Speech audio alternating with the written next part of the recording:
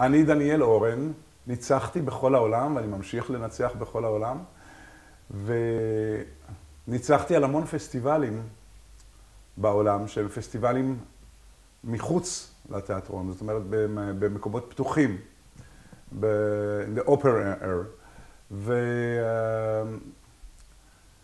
ואני חושב שאחד הפסטיבלים הגדולים בעולם, אם לא הגדול ביותר, זה ארנה די ורונה, שאני מאז 35 שנה מנצח שם.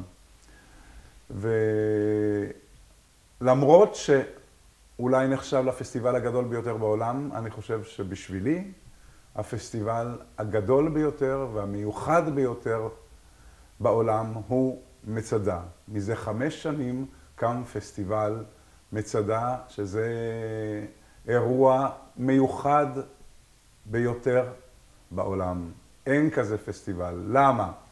כמובן שגם ארנה די ורונה זה פסטיבל שמאוד מאוד מיוחד, שנותן לך אמוציות גדולות, אבל אני חושב העובדה, ההיסטוריה, קודם כל ההיסטוריה החשובה ביותר לעם היהודי, וכמובן לכל העולם, ההיסטוריה, ההר לפניך, והאמוציות שאתה מקבל במקום כזה כמו מצדה, אתה לא יכול לקבל את זה בשום מקום בעולם, וגם לא בארנה די ורונה. כך שמצדה, אני חושב, זה המקום לקבל את הטונות של אמוציות היום, ואנחנו מתקדמים לאט לאט, ומהנבוקו הראשון שהיה ריגוש לא נורמלי לכולם, ולי במיוחד, אנחנו מתקדמים לעבר השנה שזה אופרה, אחת האופרה החשובה ביותר של פוצ'יני, וזה טוסקה של פוצ'יני. האופרה טוסקה אולי האופרה הכי אהובה על האיטלקים, וישנה גם סיבה כנראה לכך. קודם כל, אין שם שום תו למחוק. יש אופרות שלפעמים אתה יכול להוציא ולמחוק ולדלג ולעשות כל מיני דברים אחרים. פה אין תו שהוא לא במקום. הסיפור הוא סיפור מאוד מאוד חזק. העלילה היא מאוד חזקה. הליברטו הוא מאוד מאוד חזק. הוא יכול להתאים לימים שלנו. בעצם כל המערכה השנייה זה על המשטרה החשאית. זה בדיוק היום יכול להתאים לנו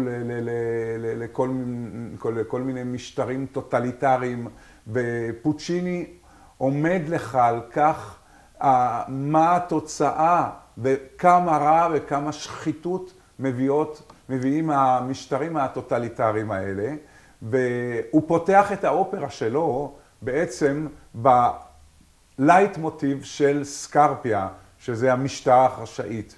זה פשוט האופרה נפתחת באקורדים האלה, פום פום פום פום פום, ופשוט נפתחת, אז הוא נותן לך מסאג'.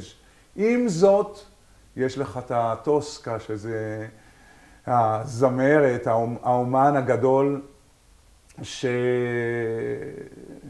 שאולי הראשונה שנותנת לך מסר מאוד מאוד חשוב, וזה מסר שנותן לך פוצ'יני. זה האישה שתקריב את הכל בשביל האהבה. את הכל, הכל, הכל בשביל האהבה.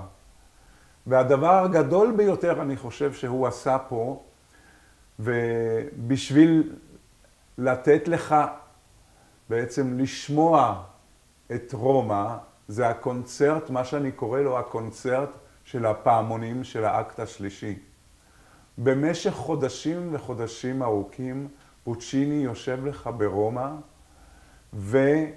ומקשיב ורושם ולומד את כל הפעמונים של הכנסיות של רומא, כולל הפעמון של הכנסייה של הוותיקן, שהוא מאוד מאוד נמוך, זה מי מאוד נמוך,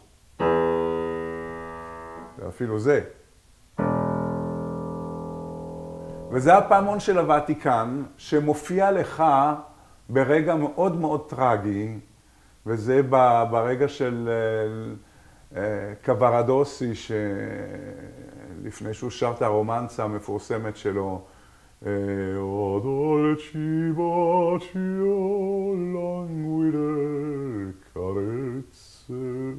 אז לפני זה יש לך את התזמורת שבעצם היא מובילה לך את הנושא הזה.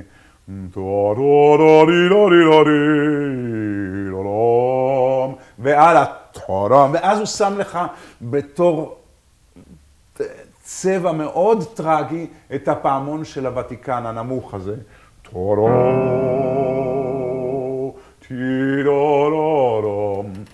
ולפני זה יש לך את הקונצרט הזה, כמו שדיברתי לפני זה, הקונצרט של הפעמונים, שזה לא מכיר שום קונצרט כזה בליטרטורה האופראית, שזה מומנט באמת קסם של האופרה.